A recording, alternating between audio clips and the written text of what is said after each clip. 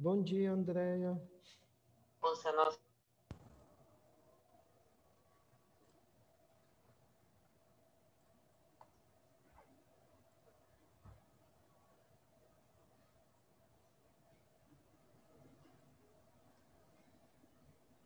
Bom dia, Jô, tudo bom?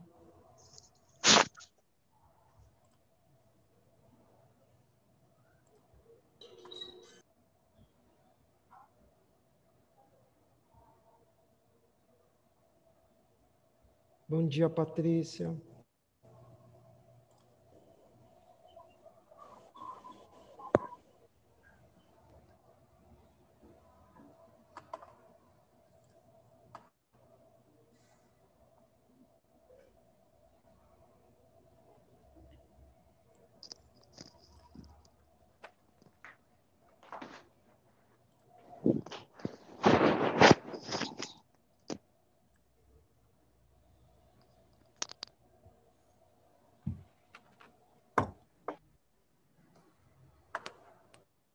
Bom dia, professor. Tudo bom, Ana? Como é que tu tá? Tudo bem.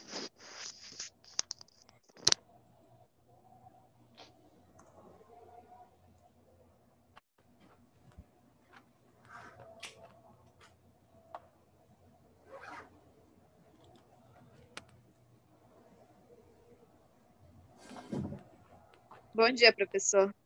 Bom dia, Bianca. Como ficou resolvido? Vocês são o primeiro grupo? Sim, nós somos os primeiros. Estou aguardando as meninas entrarem. Tá bom, então.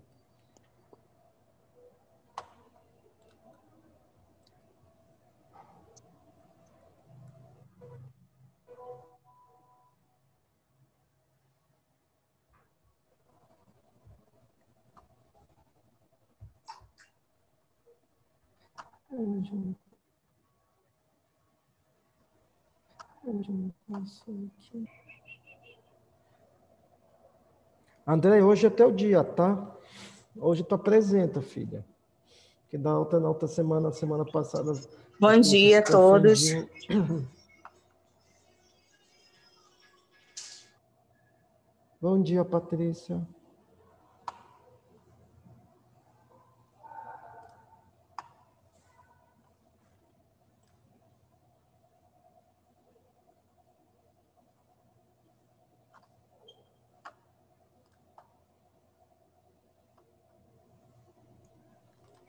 Bom dia, professor. Bom dia, Ju. Como é que tu tá? Tudo bom? Bem, graças a Deus. Qual é a ordem das apresentações, professor? Tá, deixa eu ver aqui. Eu já estou liberando aqui, colocando os slides em posição. Ai, meu Deus, Tá.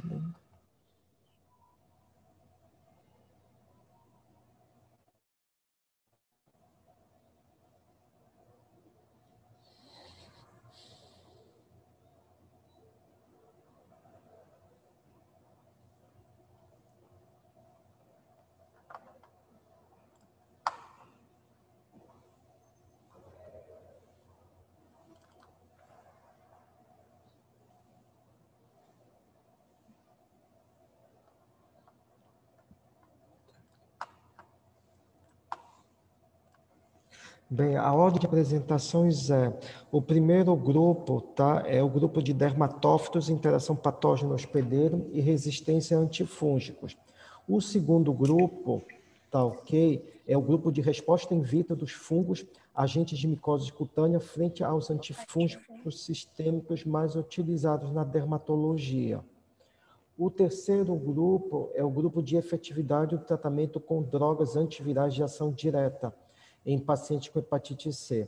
E o último grupo é a eficiência terapêutica das formulações lipídicas de anfotericina B. Tá ok? Tá ok.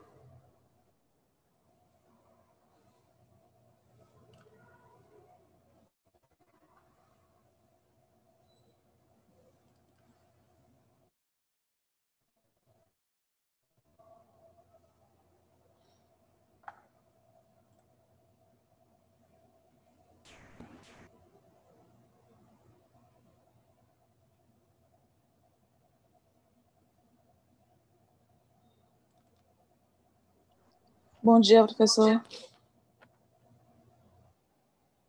Bom dia, Jéssica. Bom dia, professor João.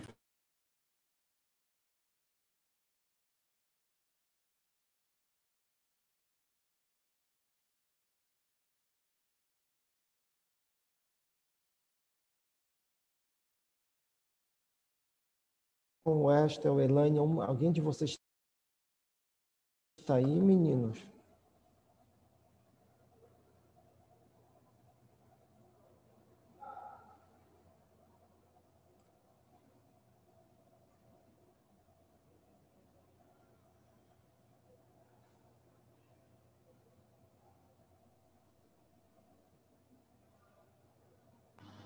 Bom dia, professor.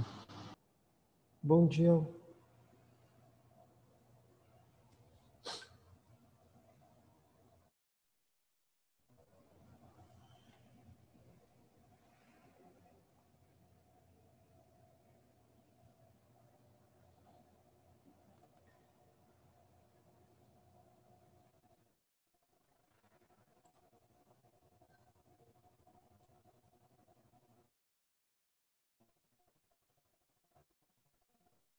Desculpa, professor, deu um bug aqui no meu celular.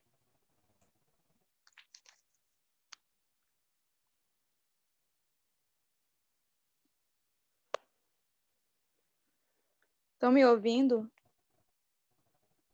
Sim. Oi. Então, só um minutinho, Bia, rapidinho. Só um minutinho, filha. A gente já começa com o teu. Só um minutinho.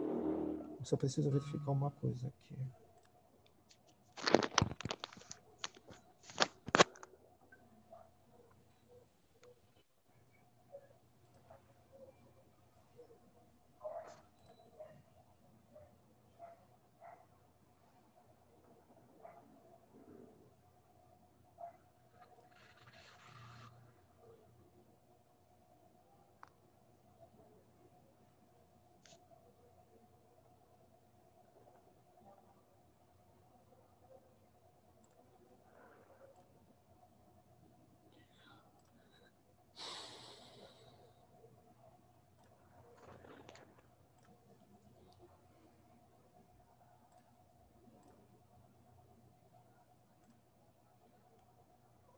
Diego, tu tá me escutando?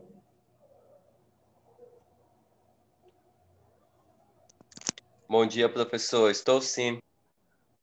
Diego, não veio a tua apresentação. Tu já me enviou a tua apresentação? Sim, professor. Eu lhe enviei por WhatsApp e por e-mail. Tá, deixa eu só verificar aqui. Só um minutinho já para começar. Como é que eu coloquei a tua?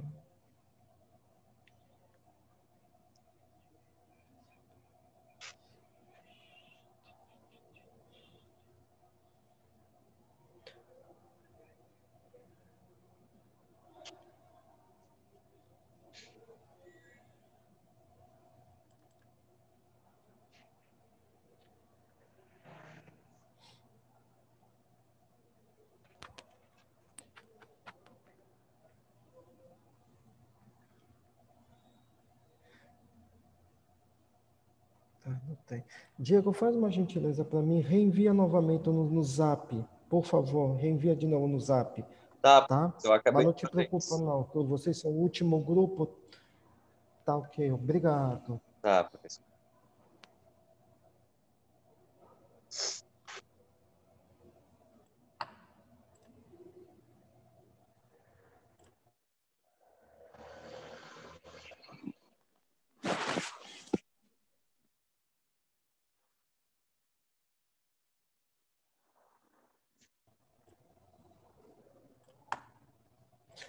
Apresentação.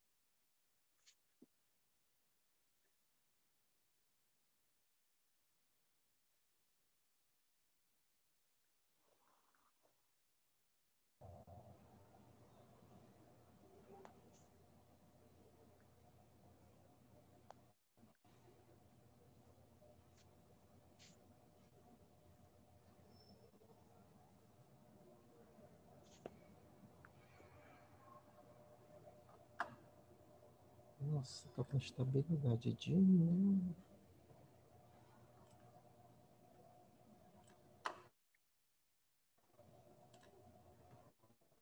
Tá todo mundo enxergando o slide? Tá todo mundo aí? Tá ok, professor. Estamos aqui. Bia, me diz uma coisa, como é a ordem de apresentação do grupo de vocês, por favor? Sou eu primeiro, depois é a Marcela, professor. Certo? Depois da Aí, Marcela. creio que seja a Jéssica. E Késia, tá ouvindo? Sim. Peraí. Licença. Sim, primeiro vai ser a Bianca, depois vai Certo. ser... Deixa eu ver aqui rapidinho no slide. Depois vai ser a Jéssica, Ah, é a Jéssica. depois o Whindersson, Certo. Marcela, Miranda, Certo. eu, Késia, Certo. e o Gabriel, infelizmente, ele não pôde participar da apresentação, porque ele está doente, aí eu vou continuar a terminar a apresentação. Tá, perfeito. Bom dia a todos, tá ok? Vamos dar início ao nosso seminário, tá ok? O primeiro grupo é o de dermatófitos, interação patógena hospedeira e resistência a antifúngicos, tá? Vocês têm 20 minutos de apresentação, tá, meninos? Tá Quando ok. tu quiseres, tá, Bianca? Tu podes começar, tá? Tá ok, professor, já vou começar. Bom dia a todos.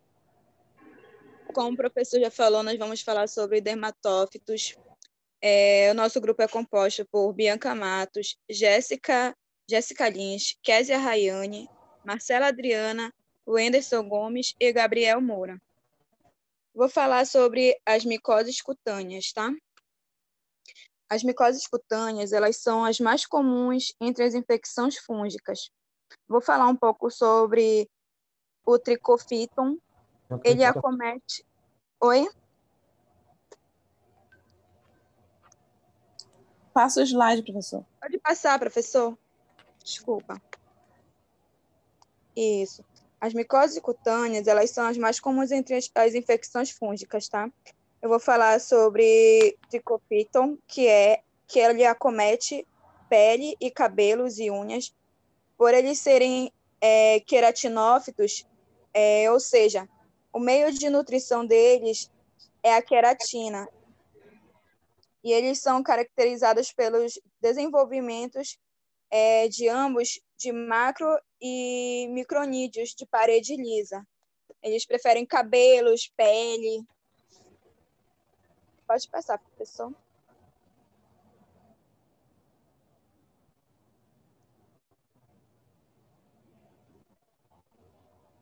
Não estou escutando, a internet está mais ou menos. Vou falar sobre o microsporum agora, tá? Ele é o causador da dermatofitose, que são aquelas micoses de pele, aquelas erupções avermelhadas, descamações e coceiras na pele.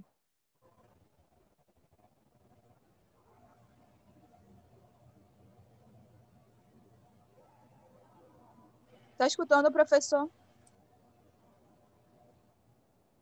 Não, a internet está ruim, eu não estou te escutando, tá indo e vindo, está cortando a tua internet. Eu não sei, tu ainda está na introdução, eu não estou entendendo.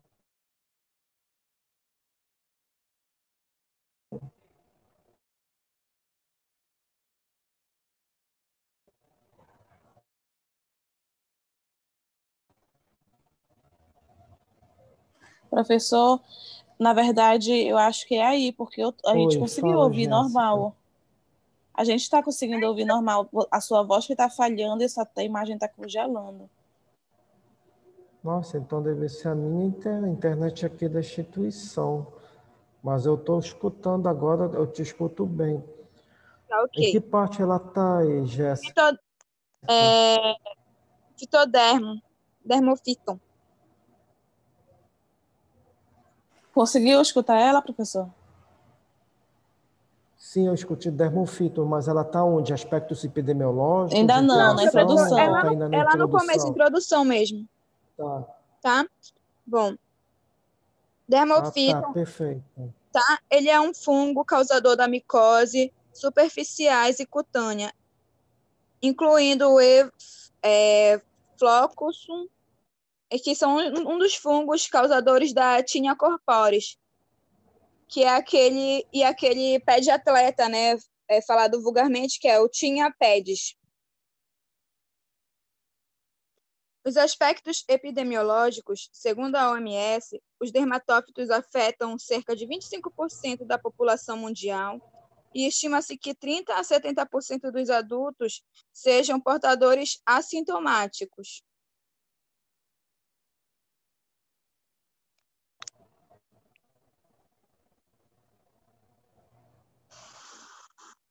Passo agora, professor, para Jéssica.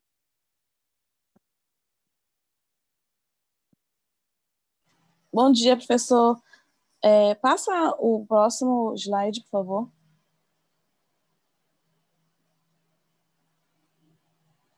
Professor?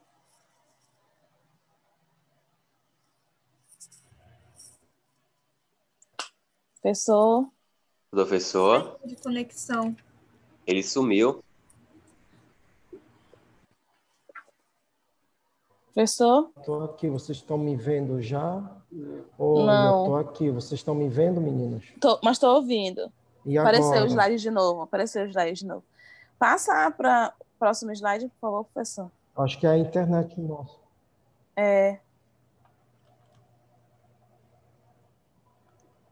O outro.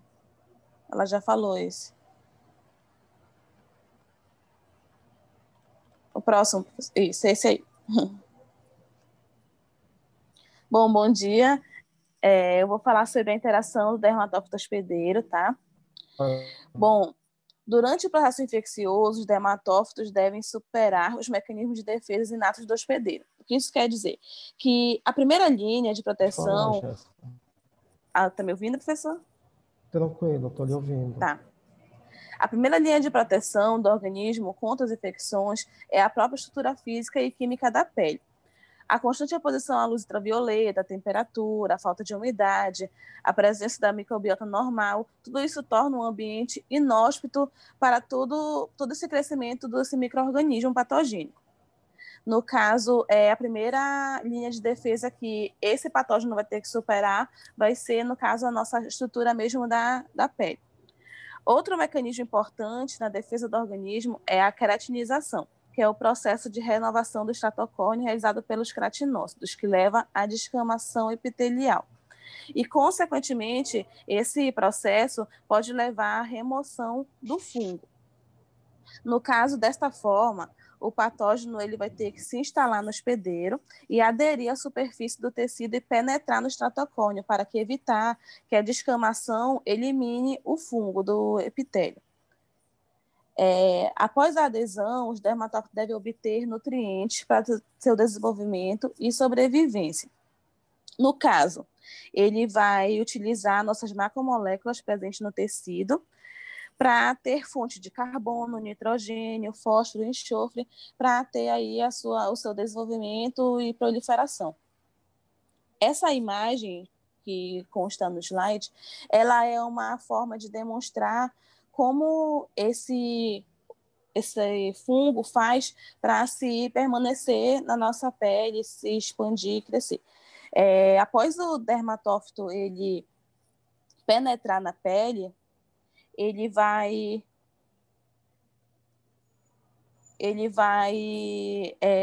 acarretar na ativação das proteases e keratinases, e essa ativação vai causar a indução da protease queratinase ácidas. No caso, ele vai liberar peptídeos. Esses peptídeos vai ocorrer uma clivagem em aminoácidos que vai induzir a alquilinização, e essa alquilinização vai introduzir a infecção, ele vai fazer um ciclo. Após essa alcalinização, ele vai induzir proteágenes de queratinase alcalinas, que vai voltar a produzir reptídeos, e aminoácidos ele vai formar um ciclo para fazer sua manutenção, sua metabolização e permanecer se crescendo e se expandindo na nossa pele. Agora eu vou passar para o Enzo dar prosseguimento na parte do patogênico do fungo.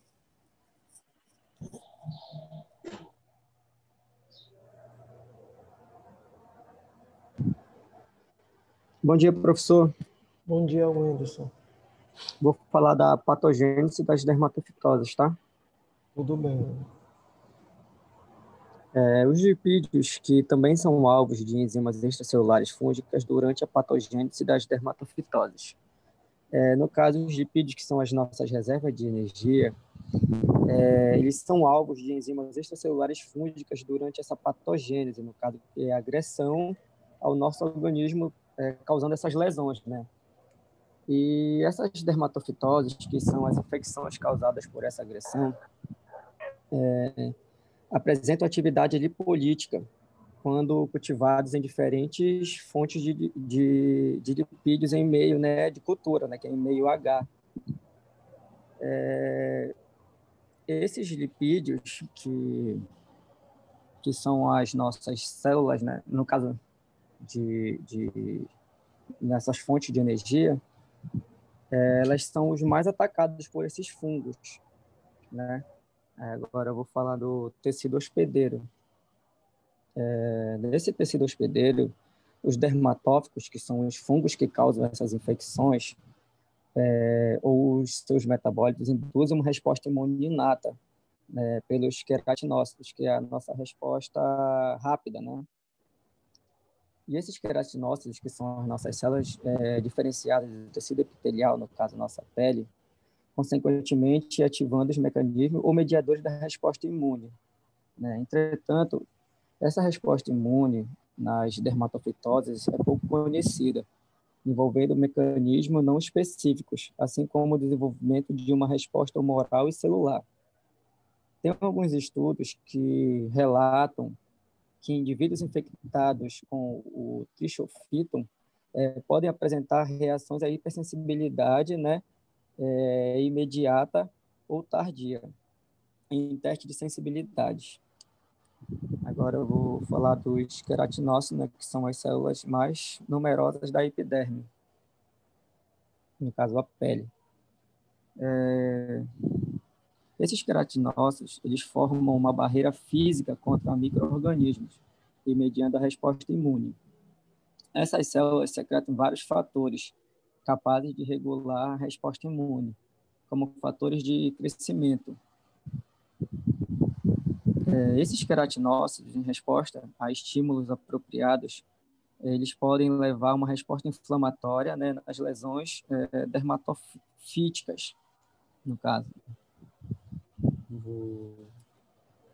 Aqui, os dermatofitos produzem substâncias que diminuem a resposta inflamatória e a proliferação celular. Esses dermatófitos produzem substâncias que diminuem a resposta inflamatória, né? Essas substâncias, que é a manana, que é um componente glicoproteico da parede celular do fungo, parece estar envolvida na supressão da resposta inflamatória. A incubação da manana de T. rubrum, previamente purificada com células mononucleares, leva à supressão da formação de linfoblastos e à inibição da resposta inflamatória.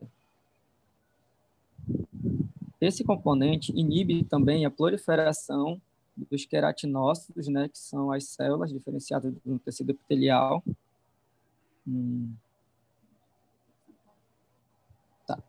Que inibe a proliferação dos queratinócitos, permitindo que uma infecção crônica persistente se estabeleça.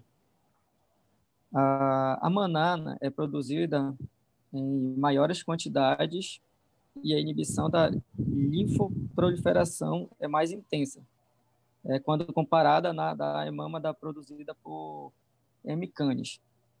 Tá, professor? É isso aí a minha parte. Ah, perfeito. Vou dar para Marcela. minha colega falar. Bom dia a todos. Ok. Bom dia. O tratamento das dermatofitoses, de maneira geral, o controle das infecções fúngicas, estão escutando? Estamos sim. Sim, Marcelo. Depende inicialmente da resposta imune do hospedeiro. A doença se instala quando ocorre uma falha nas defesas ou o patógeno se evade das respostas, o que leva à necessidade de se utilizarem drogas fungicidas ou fungistáticas, que atuem o mais especificamente possível contra o agente agressor, de modo a evitar danos ao hospedeiro. Entretanto, essa especificidade é limitada devido ao pouco conhecimento em várias áreas da biologia dos patógenos, como os fatores responsáveis pela virulência e patogenicidade dos fungos, e os mecanismos de resistência às drogas disponíveis no mercado. Além disso, os antifúngicos de uso comum apresentam um número limitado de alvos celulares como o ergosterol, que o ergosterol é o mais importante esterol constituinte natural das células ou membranas miceliais da grande maioria dos fungos, e as enzimas envolvidas na sua síntese. A síntese de ácidos nucleicos e da parede celular, e a formação de microtúbulos. O tratamento das dermatofitoses é geralmente longo e oneroso. Geralmente demora entre mais ou menos de 3 a 6 meses, às vezes até 1 ano e às vezes até mais, envolvendo o uso de formulações de drogas pertencentes às classes das alilaminas e dos azóis, principalmente o itraconazol, terbinafina, fluconazol, tratamentos combinados de drogas de uso tópico e oral, com anti-inflamatórios, têm sido empregados na tentativa de aumentar a taxa de cura. Recentemente tem sido adotado também o uso tópico de amorolfina e ciclopirox em casos de onicomicoses, que são os fungos das unhas. Pode passar, professor. Pode passar o slide, ok. Estes são os principais fármacos utilizados no tratamento antifúngico. Esses medicamentos exercem duas funções, que são divididas em agentes fungistático, que inibe o crescimento celular dos fungos, ou seja, eles não permitem que eles se repliquem, e o agente fungicida, que causa a morte celular dos fungos. E para um tratamento eficaz, é necessário fazer sempre a combinação entre medicamento oral e medicamento de uso tópico.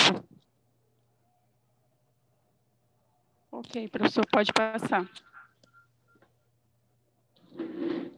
Agora é a Kes. Bom dia a todos. Vou dar seguimento à apresentação falando sobre a resistência aos medicamentos antifúngicos. Bom, o mecanismo de resistência ele decorre da redução da captação da droga, ou seja, ocorre uma modificação no sítio de ligação, que é decorrente de mutações genéticas que afetam a essa célula fúngica, a modificação ou degradação metabólica da droga pela célula, que ocorre por enzimas que acabam inativando essa droga e não sendo, né, a ação dela na célula fúngica. Alterações na interação da droga com o sítio, fazendo com que comprometa a ligação fármaco-receptor, tá? Por modificações nesse sítio de ligação. Isso ocorre por uma modificação conformacional, estrutural, né, do sítio de ligação, não favorecendo essa interação da droga com o receptor, e o aumento do efluxo celular, ou seja, favorecendo com que o fármaco ele seja expelido, ele não faça a ação dele, né, na célula fúngica, não haja, né? E isso acarreta na interrupção da terapia. Esses mecanismos de resistência acabam decorrendo numa interrupção de terapia e favorecendo também o agravamento da situação clínica do paciente. Pode passar, professor. Aqui vocês podem ver uma célula fúngica e o tratamento, qual o foco do tratamento em cada situação da célula, sendo ela na parede celular, na síntese do ergosterol, nos ácidos nucleicos, da função da membrana. Então, isso é a seletividade do fármaco agindo nesse meio aí da célula fúngica. Porém, com a resistência, essa célula ela pode favorecer com que o fármaco não seja atuante nem nesses veículos aí, tá? Pode passar, professor. Pode passar. Aqui, em conclusão, a gente percebe que as dermatoses, elas são infecções fúngicas mais frequentes em todo o mundo, que afetam indivíduos de diversas faixas etárias, diversas idades, né? Ela diminui a qualidade de vida, acarreta em prejuízo econômico pelos gastos do tratamento. A pessoa, se ela não fizer um tratamento, né, correto, ela pode vir a trazer essa doença novamente e acabar trazendo novos gastos econômicos para essa pessoa, perda de qualidade de vida, né? Enfim, várias situações. E, em conclusão, eu termino a apresentação. Eu agradeço a todos pela atenção.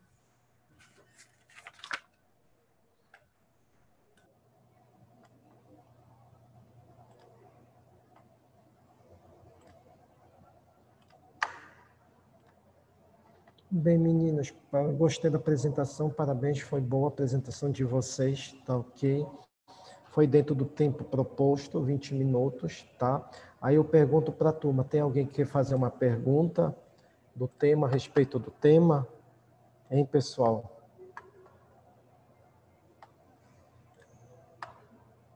Hein, Ana, Andréia, Davidson, Doraci, Diego, Ellen, Ju, Henrique,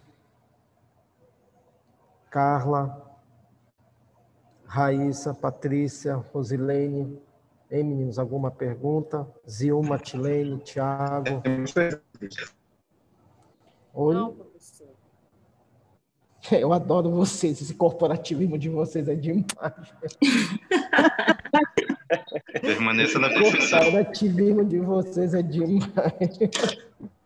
Bem, meninas, só não é bem uma pergunta, mas só uma correção para vocês e para os outros grupos. Quando vocês falam de interação patógeno hospedeiro e resistência antifúngica, vocês estão relacionados a quê? A fármaco, não é isso? Pergunto para vocês. Vocês estão relacionados ao fármaco, não é? Ao fármaco antifúngico. Concordam comigo? Sim. Isso, professor. Ah, beleza. Então, só tomem cuidado. Isso serve não somente para essa classe, como para qualquer outra classe de fármaco, tá? Que tem diferença da denominação fármaco para droga, tá bom? Tudo que é relacionado à base química, princípio químico, tá? É relacionado a um fármaco, a uma estrutura química conhecida, que tem uma atividade farmacológica já descrita na literatura, tá bom? É diferente de droga, porque droga não é um fármaco. Droga, se a gente pegar o conceito de droga, e eu acredito que deve ter sido a Márcia, o Thiago, ou quem foi meu aluno, sabe que droga é qualquer substância que não apresenta uma estrutura química definida e não tem uma ação farmacológica ainda descrita, evidenciada. Então, tome cuidado com essas diferenças, tá? Uhum. Mas do demais foi tudo bem, gostei da apresentação de vocês, tá? Isso daí não vai afetar a avaliação, tá? É só,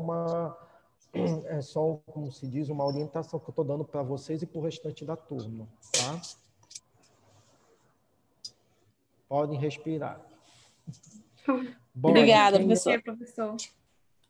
Vamos lá. Tilene, está tudo pronto? Ju, Patrícia, Ellen, Tá, Dora, professor. Tá tá tudo bom, vou colocar certinho. já Tudo a certo. apresentação de Ok, vocês. professor.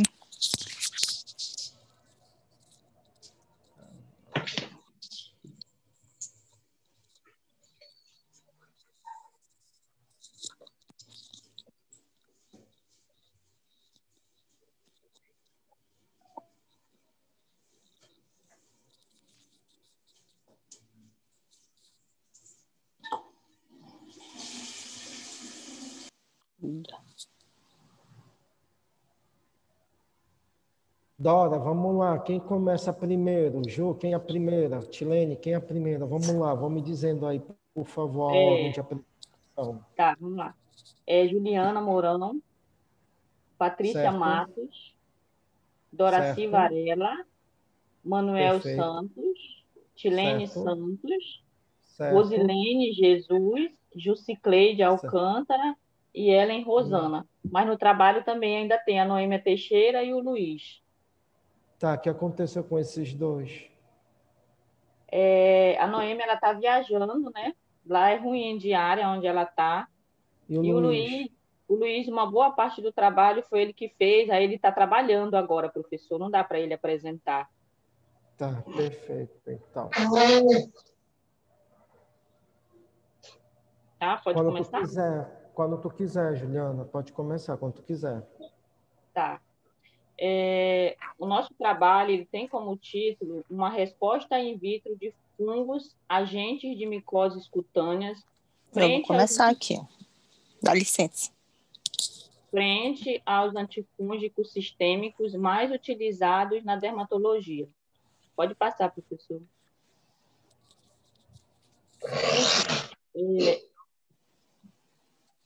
Essas micoses cutâneas, elas são infecções fúngicas localizadas na camada superficial da pele e seus anexos, e podem ser causadas por dermatófilos, leveduras ou fungos filamentosos não dermatófilos. Existem vários estudos que indicam que essas micoses cutâneas estão entre as doenças com maior incidência no mundo e acomete todas as faixas etárias e gera gasto de milhões de dólares em tratamento todos os anos. Existe uma grande procura em consultórios, Quem está com o áudio ligado aí?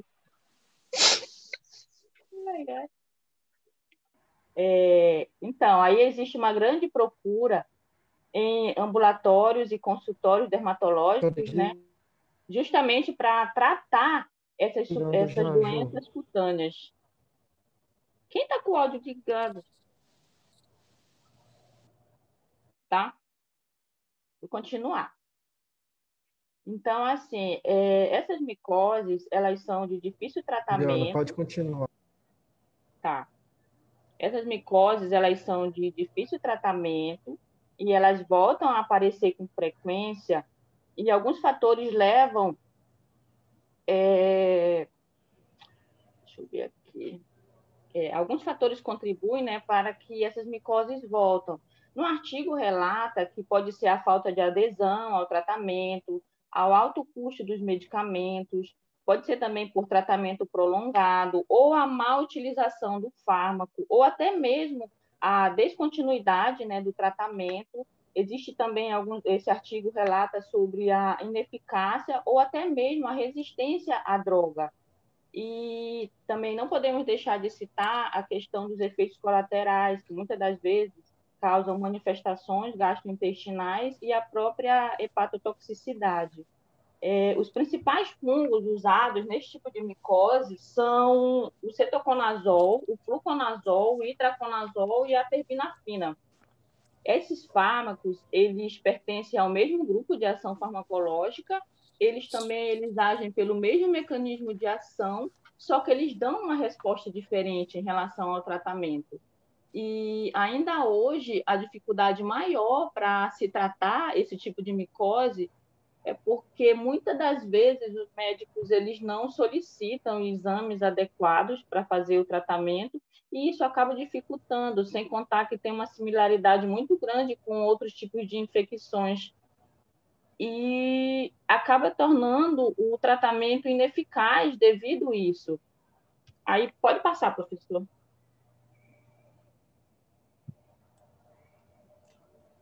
Aqui a gente vai citar que a gente colocou, né, que alguns autores eles citam esses agentes etiológicos aí com mais frequência, que é o dermatófilos, né, que é de 80 a 90%. Em seguida vem as leveduras, que é de 5 a 17%. E em terceiro vem os fungos filamentosos não dermatófilos, que é de 3 a 12%. Aí acomete 40% da população mundial e 30% de todas as infecções micóticas cutâneas. Agora, a Patrícia vai continuar, professor. Obrigada. Bom dia. De nada. Bom dia, Paty. Vamos lá. Bom dia. Vou falar um pouco do objetivo.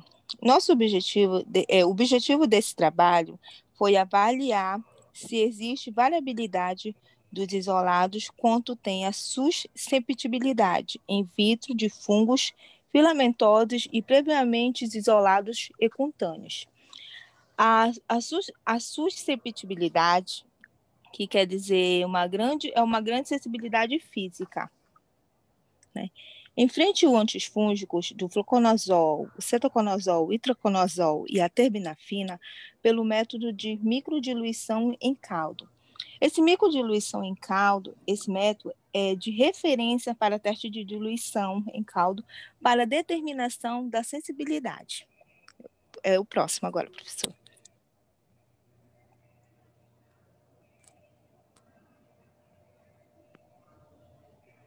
Bom dia, professor. Bom dia, Dora. Pode falar, filhota. Tá. A metodologia, né? Vou falar. O método empregado foi a microdiluição, né, em caldo, de acordo com o protocolo recomendado pelo CLSC. Bem, foram as amostras, né, de fungos filamentosos, os preparos de invóculos e também foram a determinação, né, de concentrações de inibitórias mínimas, né, para o antifungos, que são os fluconazóis, né, os cetoconazóis, os itraconazóis, que são os medicamentos, vamos dizer assim, os principais ativos que são de tratamento para o fungo. Pode passar, professor. Aí foram analisados, né, todos os fungos filamentosos foram isolados e identificados com agentes de micoses cutâneas. Abaixo são os fungos, vamos dizer assim, que foram isolados para fazer o teste dos procedimentos com medicamento, né, com isolamento para verificar os gêneros, né? E foi abaixo para a maioria dos isolamentos de fungos. Aí a tendência da amostra foi apresentada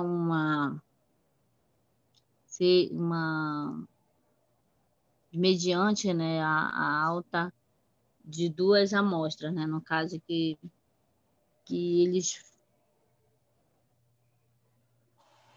a amostra apresentada importante foram sendo a maioria que teve a resposta, né, que foram inibidas, né, com o tratamento dos antifúngicos. É isso, professor, pode passar.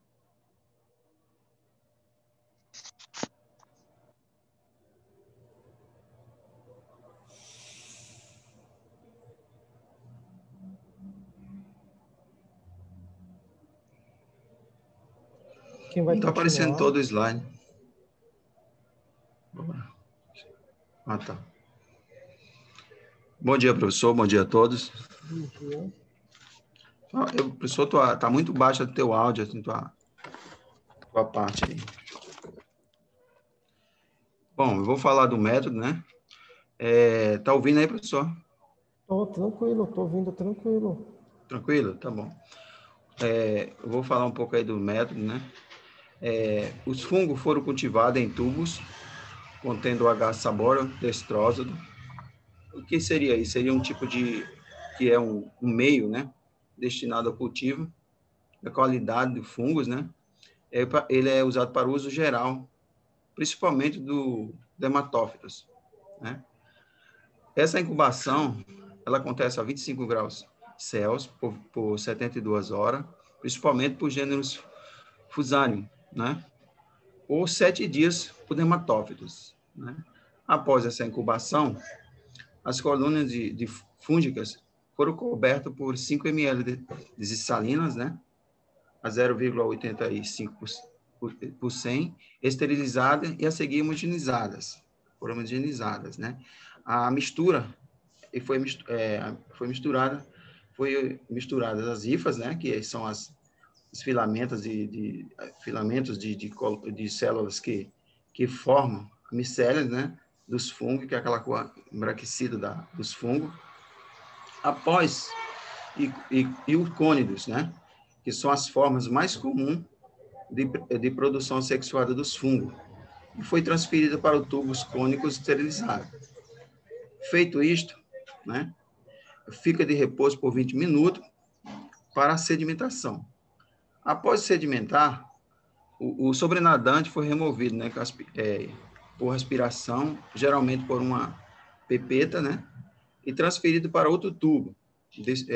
E a densidade do núcleo foi ajustado para 68 a 70% de transmitância, né? A 530 nanômetros. Essa suspensão foi diluída em RPM, né? RPM1, 1640. O que seria esse RPM1? Ele é utilizado, né, para o teste de suscetibilidade, né, antifúngico de bolores e levedura, né? E obteve uma concentração final de aproximadamente 10 a quarta unidade formadora de coluna por ml. Após tudo isso, né, cada droga antifúngico foi distribuída em diluições seriadas, ou seja, é um tipo de série de diluições simples que amplifica o fator de diluição. Após tudo isso, né, para o ensaio foram adicionados 100 ml de núcleo aferido, né, e a incubação a 25 graus Celsius sem agitação. Incubado a 25 graus Celsius sem agitação. A CMS, né, que é a concentração inibitória mínima, né, foram determinadas após 72 horas e incubação para o gênero Fusarium, após 7 dias para dermatófitos. É isso aí, professor. Só seguir.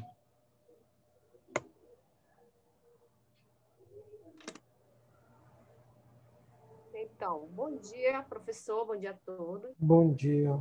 Então, professor, aqui o nosso trabalho, a gente vai apresentar uns gráficos com alguns resultados, né? No caso, a espécie do fungo Trichophyton, né?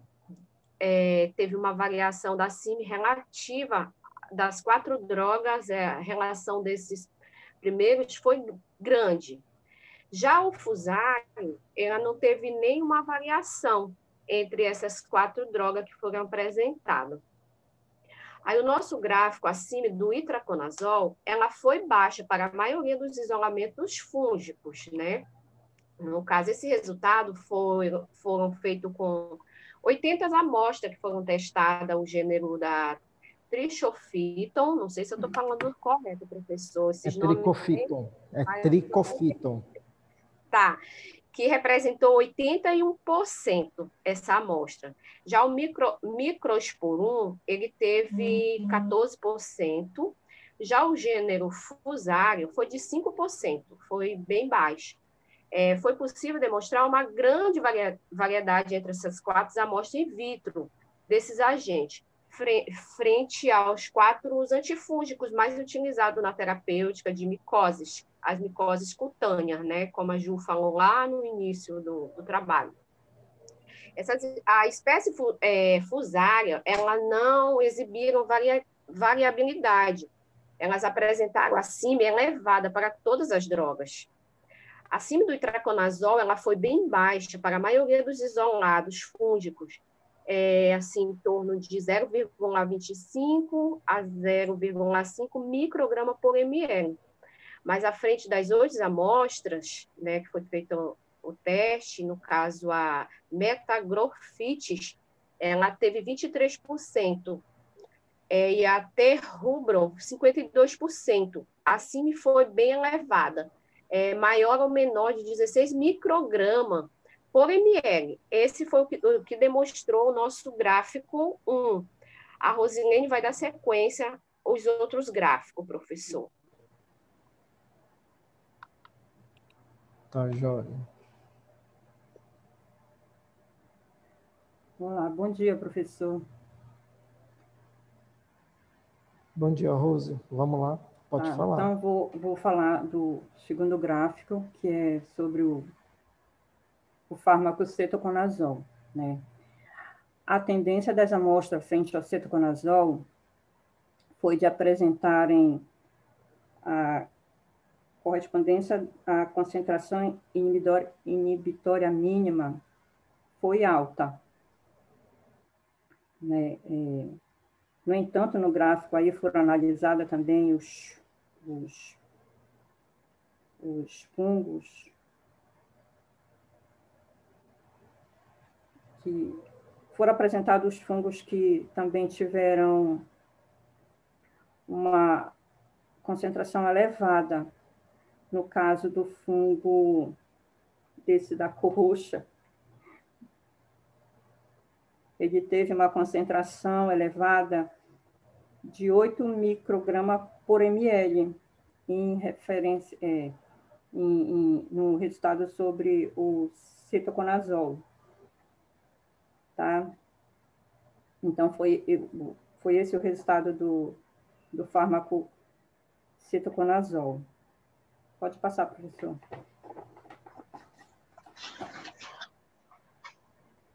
Já na amostra do fluconazol, ela teve uma resposta em torno de 4 a 8 microgramas por ml, no caso da concentração inibitória mínima.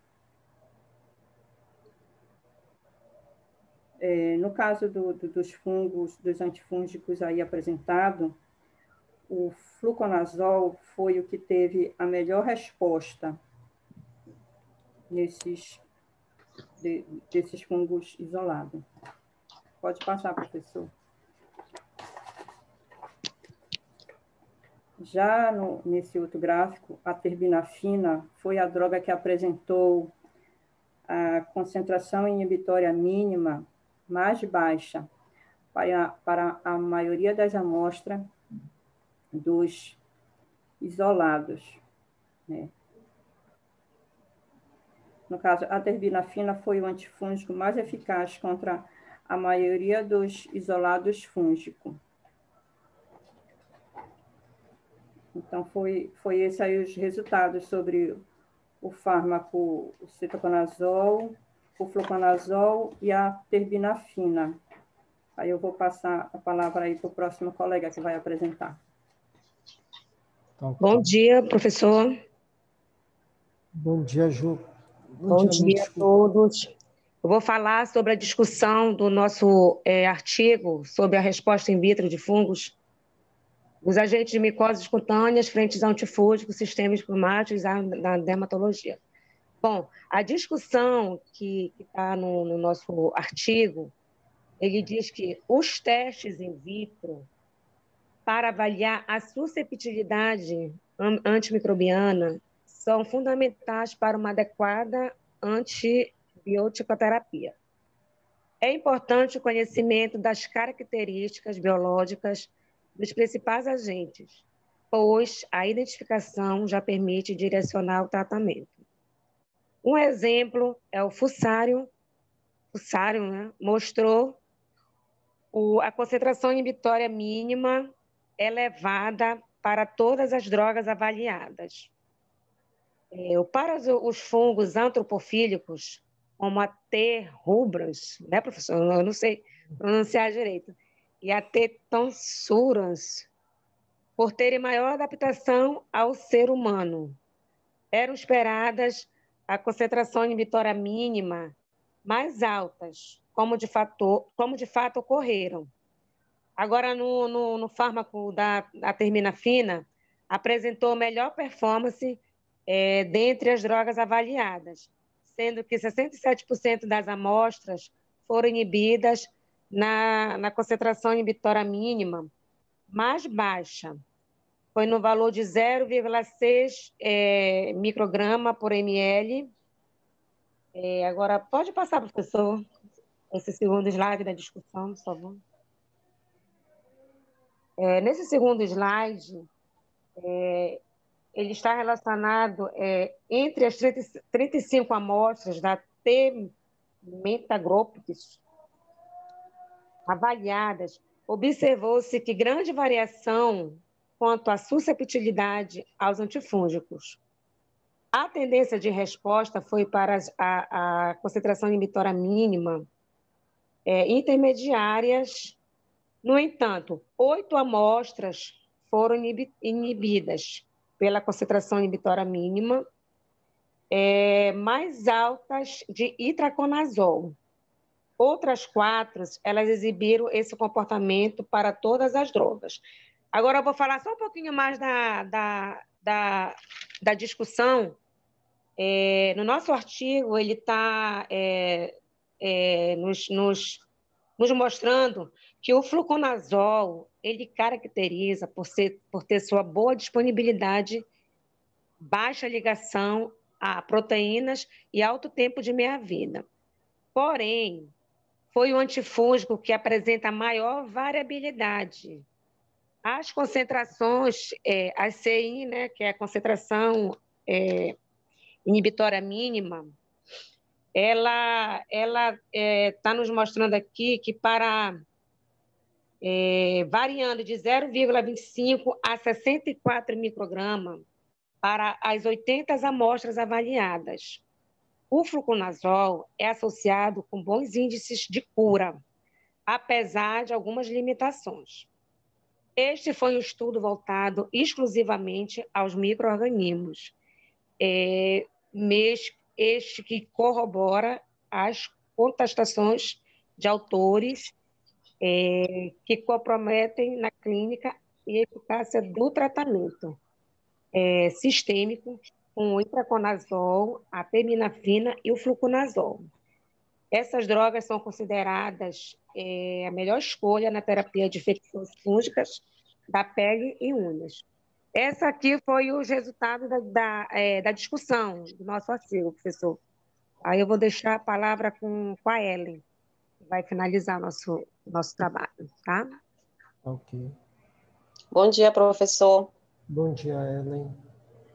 Falando sobre a conclusão, nós podemos concluir que existe grande diversidade em relação à vulnerabilidade às drogas antifúngicas entre os fungos filamentosos isolados de infecções cutâneas, embora os resultados dos testes in vitro não tenham correspondência com a resposta em vivo. Esse fato, associado à identificação do fungo responsável pela micose cutânea, permitiria ao clínico maior objetividade na escolha de uma terapia adequada e facilitaria a individualização do tratamento, permitindo alterações de posologia ou da opção pelo grupo da droga. O método que foi falado sobre a microdiluição em caldo, apesar de trabalhoso, ele é viável e vem apresentando boa reprodutibilidade interlaboratorial. É claro que, na prática, o sucesso terapêutico depende de um conjunto de variáveis e de fatores clínicos para desempenhar um papel de relevância, que devem ser levados em conta, como o tempo de lesão, predisposição genética, aderência do paciente ao tratamento. Com isso, clínicos e micologistas devem atuar em sincronia, adequando-se às novas exigências da medicina moderna, visando aperfeiçoar a abordagem para aumentar as chances de sucesso terapêutico e satisfação do cliente. E é isso. Muito obrigada. Tá ótimo, Ellen. Bem, meninas, parabéns. Gostei do trabalho do artigo. Eu sei que ele é um pouquinho extenso, esse artigo, mas ele é bem interessante quando se faz essa comparação, tá, com a concentração inibitória mínima de alguns antifúngicos. Tá? Mas eu gostei. De um todo, eu gostei da apresentação de vocês. Tá bem seguro todo mundo, tá bom? E, professor? Oi, fala, Ju. Pode falar. Até porque existem casos que tem que ter associação do antibiótico, né? Junto com o antifúngico. Exatamente. Né? Só que aí sim. só citamos assim, o que são mais usados na dermatologia. Mas tem muita frequência em receitas a associação do antifúngico com o uso do antibiótico. Tá?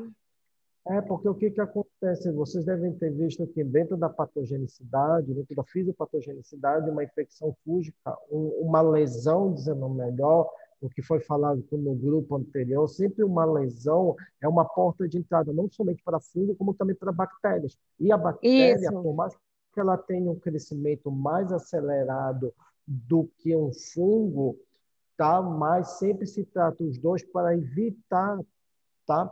Para se evitar, como se diz, uma infecção a nível sistêmico também. Por isso que se faz essa associação entre um antibiótico e um antifúngico, principalmente nas regiões do corpo, principalmente membros inferiores, pé, perna, tá? A gente tem o maior cuidado com isso, porque é porta de entrada para a gente, para patógenos oportunistas, não somente bactérias, como fungos também. Tá. Muito bom, muito bom esse artigo, eu gostei muito. Tá, que bom. Bora lá o segundo grupo lá, meninada, tá? André, agora é tu, filha. Agora é o teu dia de falar, tá bom? Tá tudo pronto aí? Tu, a Raíssa, a Davidson, Não quero mais. Henrique. Dá sempre, todo mundo pronto. Não estou mais afim. Todo mundo pronto, professor. Vai querer sim. Estou brincando, professor. Vamos sim. Eu sei, filha. Espera aí, deixa eu colocar o trabalho. Onde que eu vou falar? Aqui. Eu te digo. Bora lá, Deia. Quem é o primeiro, quem é o segundo, quem é o terceiro? Me digam lá. Vamos lá. A sequência correta é Henrique, Lilian, Andréia, Lilícia, tu, Deia, tá? Davidson, certo, Patrícia, certo. Soraya e a Raíssa, por último. Tá, Raíssa encerra. Soraya penúltimo. Perfeito. Quando tu quiseres, tá? Henrique, quando tu quiseres, pode começar. Já tá o slide? Não tá aparecendo o slide pra gente. Não tá aparecendo o slide para vocês? Não, ainda tá o da Juliana. Peraí. Henrique.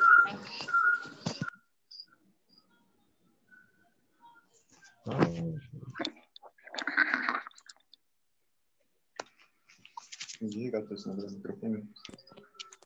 Baixa aqui.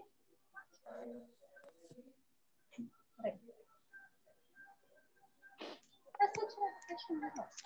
Tira. Deixa aqui. Tá aparecendo agora? Agora sim.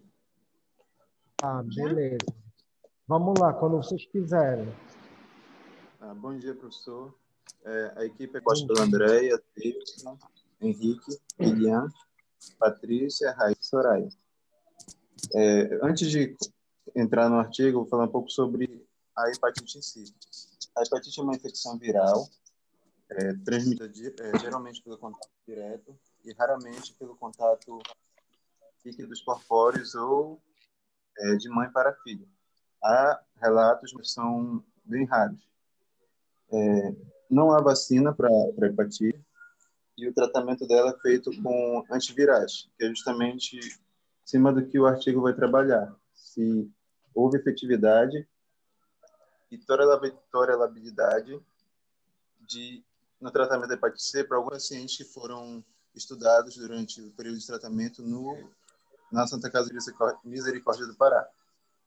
Então, o nosso artigo ele é um artigo recente, ele foi formulado entre 2017 a 2019, esse estudo com os pacientes, e agora nós vamos dar continuidade para ver se ou não essa efetividade nesse tratamento. Bem, como foi dito, a hepatite C é uma doença crônica e ela pode gerar sérios problemas hepáticos. Dentre esses, nós citamos a fibrose e cirrose hepática. E ela pode também provocar o câncer, em alguns casos pode levar à morte, né? Por conta desse agravo. É necessário que todos os pacientes que são diagnosticados com a doença, ele façam um tratamento adequado.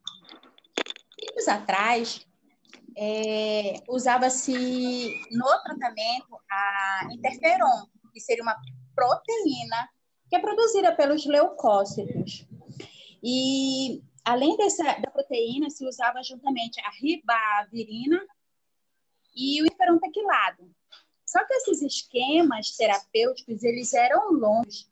Então, eles traziam diversos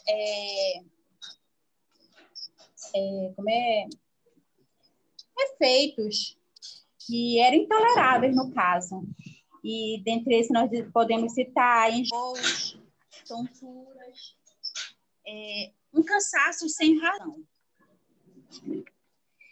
E, além do mais, ele tinha pouca eficácia em relação às respostas esperadas diante da situação. Daí incorporou-se o quê? Os antirretrovirais, o Brosprevir e o Telaprevir. Eles foram como opções para o tratamento. E eles trouxeram bons resultados. Porém, continuavam os efeitos indesejáveis, né? Aí foi que em 2014 usou-se uma segunda geração de antivirais, só que de ação direta. E seriam o Sofosbuvir, o Daclastravir e Cimiprevir. Só que sem o uso do interferon. Então, teve uma resposta bastante eficaz. Cerca de 90% em resposta virológica, né? E foi em 2015 que a OMS incorporou o uso desses antirretrovirais, que seriam um tratamento, que seria o complemento desses, e logo depois outros fármacos, eles também foram incluídos. E, claro, que foram aprovados pelo PCDT, protocolo clínico e diretrizes terapêuticas, até o ano de 2019. E dentre esses, nós temos Daclastravir, Sofosbuvir, Ledipasvir, Elbasvir, Glecaprevir e Velpatavir. Tem eficácia, né? Ela foi comprovada por meio de ensaios de novos fármacos clínicos, mas que também é necessário que se tenha mais estudos em relação a esses usos com esses antirretrovirais. O próximo, Andréia. Olá, gente. Oi, pessoal. Estava ligando meu áudio aqui. Vamos lá. Bom, eu vou falar para vocês um pouco sobre os materiais e métodos do nosso artigo. Ele foi um estudo do tipo transversal, ou podemos dizer também que foi uma pesquisa observacional, de onde foram coletados dados a partir de 305 prontuários de pacientes com hepatite C crônica, que foram atendidos no ambulatório de hepatologia da Santa Casa, aqui em Belém, entre o período de maio de 2017 e março de 2019. Foram observados, para esse estudo, os preceitos da Resolução 46612 e também foi autorizado pelo Comitê de Ética e Pesquisa da Santa Casa. Então, como ocorreu esse estudo? Foram incluídas amostras desses pacientes com maiores de 18 anos que tiveram um tratamento completo. Entre esse período, como eu falei, de 2017, entre maio de 2017 e março de 2019. E os agentes, né, os fármacos utilizados, como a Lília já falou, foram o Sofosbuvir, Daclatasvir ou Cimeprevir. Esses agentes foram associados ou não à ribavirina. Então, com qualquer genótipo viral, estágio de fibrose ou experiência pregressa com esquemas alternativos. Só um minutinho que minha cachorra está chorando. Peraí. Pronto. Vamos lá. O que aconteceu? O regime de tratamento médico assistente vinculado à Santa Casa foi de acordo com as drogas disponíveis no SUS e também foi segundo o protocolo clínico e as diretrizes terapêuticas para a hepatite C, como a Linha falou acima. Então, o que ocorreu? Foi feito a pesquisa, né? Foi feito um protocolo de pesquisa próprio e onde foram observados os seguintes aspectos, foram levados em consideração, como dados demográficos e clínicos, sexo, idade, a procedência por município. Também foi levado em consideração nesse estudo o grau de fibrose, a experiência de tratamento anterior, o genótipo, carga viral, esquemas de tratamento proposto, também a presença de eventos adversos e a efetividade do esquema de acordo com a resposta virológica. Então, tudo isso foi feito em concordância com o protocolo clínico, como a Lília falou, e as diretrizes terapêuticas. A resposta virológica, o que foi detectado? Que a resposta virológica foi considerada como ausência, né, do vírus de VHC-RNA em exame de PCR na 12ª semana ou 24ª semana após o término do tratamento medicamentoso. E todos os exames moleculares e genotipagem do vírus, eles foram realizados lá no Laboratório Central do Pará. E nesse estudo, o grau de fibrose ele foi mensurado por meio da biópsia hepática, tudo registrado em prontuário. E todas essas informações do estudo, elas foram organizadas e submetidas à análise estatística e foram utilizados softwares para análise de dados. Foi isso. Falei muito rápido? Tranquilo. Davidson.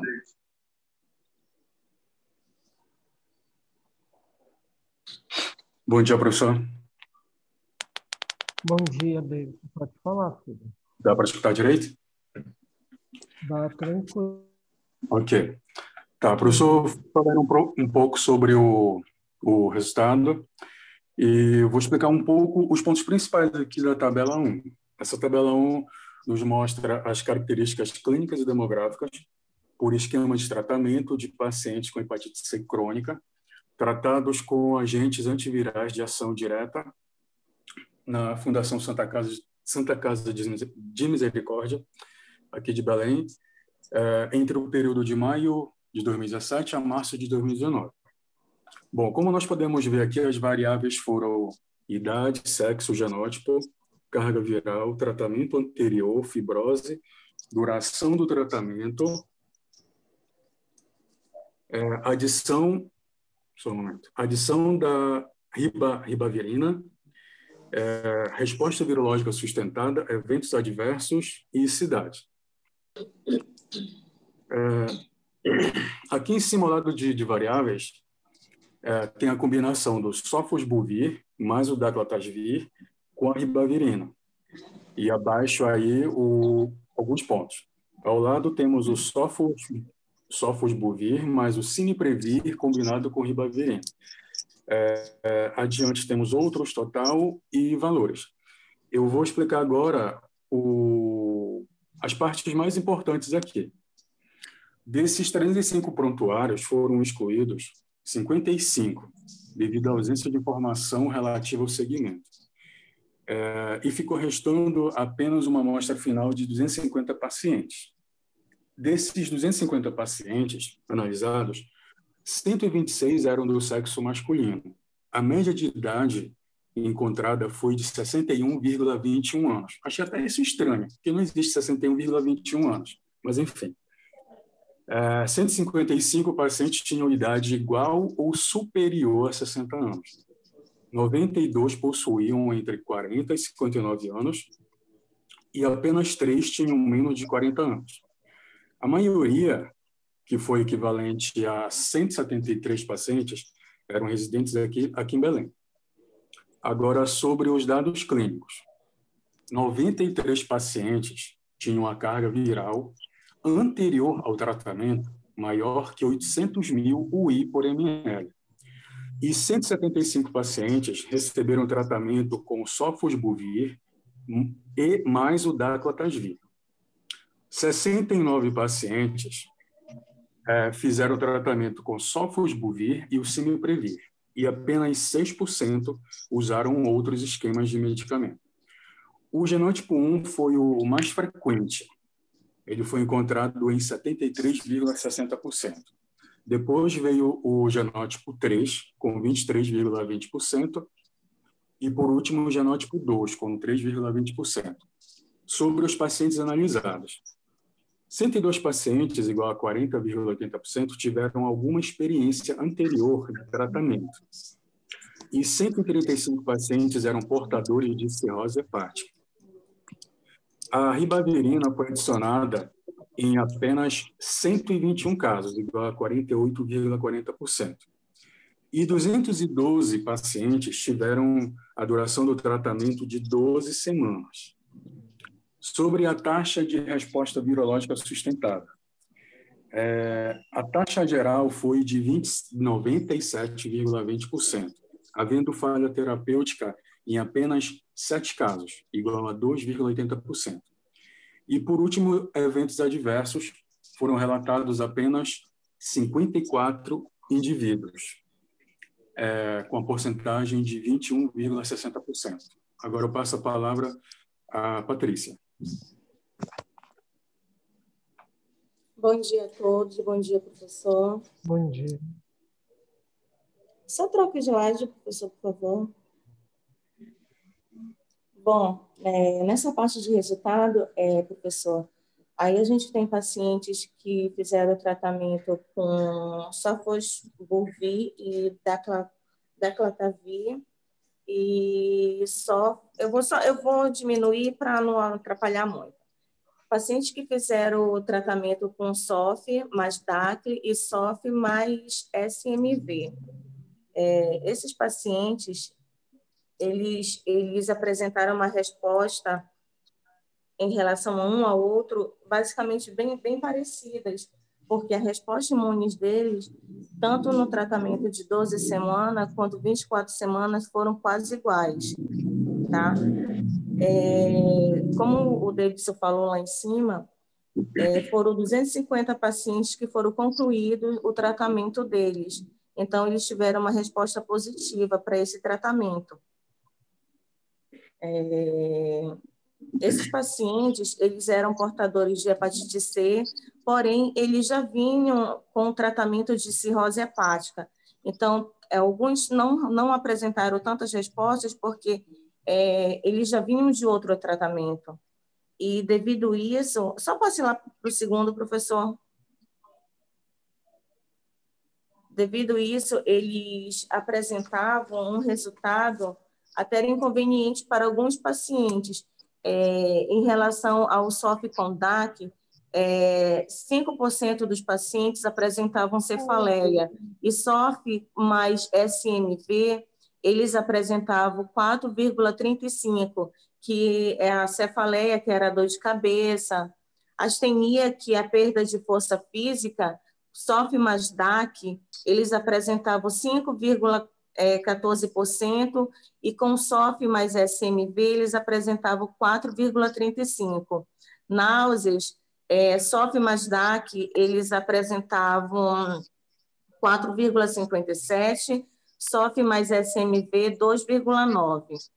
Vertigem, 4%, sendo que os pacientes que estavam fazendo esse tratamento, eles não apresentavam vertigem, que era o SOF mais SMV. prurido, que é a coceira na pele, 3,43% desses pacientes apresentavam. Portanto, nesse resultado aí, 7,25% de pacientes apresentaram um índice bem maior de sintomas. Diarreia com SOF mais DAC foram 2,86%, sendo que com SOF mais SMV foi apenas 1,45%. No entanto, a anorexia com SOF mais DAC foi de 2,29%, sendo que o SOF mais SMV eles não apresentavam esses sintomas. A dispneia foi apresentada também com SOF mais DAC, mas com SMV eles não apresentavam sintomas. Insônia foi 1,71%, SOF mais SMV eles apresentavam 1,45% de sintomas. No entanto, a gente pode observar que esses eventos adversos causados pelo tratamento desses retrovirais, eles foram assim passivos, né? Nem tanto para um, nem tanto para outros, que apresentaram uma efetividade positiva. Passa a palavra para o colega.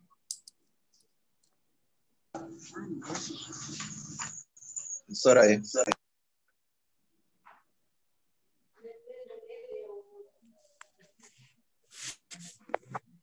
Bom dia. Está me escutando, professor? Tranquilo, sou. Pode falar. Está me escutando? Tranquilo, estou te escutando bem. Pode falar. Tá. Bom dia. Eu vou falar aqui a respeito da discussão, né? Os antivirais de ação direta de segunda geração demonstraram alta efetividade na população em tratamento. E é importante ressaltar que a maioria dos pacientes eles eram portadores de cirrose hepática, certo?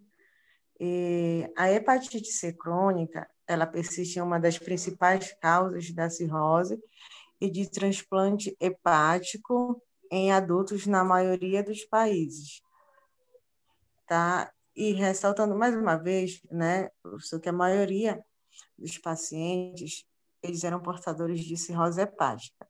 Né? Possivelmente esses achados eles estão associados à dificuldade em diagnosticar a hepatite C nos estágios iniciais, devido ao seu caráter majoritariamente assintomáticos e também pela baixa eficácia e tolerabilidade dos tratamentos com interferon utilizados anteriormente, né? E aqui as limitações do presente estudo, eles podem ser de alguns viés de seleção devido à impossibilidade de avaliar todos os pacientes tratados com antivirais de ação direta no período da coleta de dados. Em decorrência da falta de informações, né, de segmento, os desfechos de muitos pacientes, os quais tiveram de ser excluídos por precisão. Então, o número de pacientes respondedores e não respondedores ao novo tratamento, tá? E concluo aqui, a Raíssa ela vai dar continuidade. Bom dia, tá me ouvindo, professor? Bom dia, bebê, bom dia. Eu vou falar sobre a conclusão do trabalho, tá bom? Do artigo. Bom, os resultados deste estudo observacional em uma amostra de pacientes cronicamente infectados pelo vírus da hepatite C no estado do Pará mostrou que os antivirais de ação direta de segunda geração, que são o Declatasvir, Sofosbuvir e Cimeprevir, apresentaram elevada taxa de retrovirais, refletindo excelente efetividade e tolerabilidade em plena concordância com estudos prévios realizados em outros países e em outras regiões do Brasil.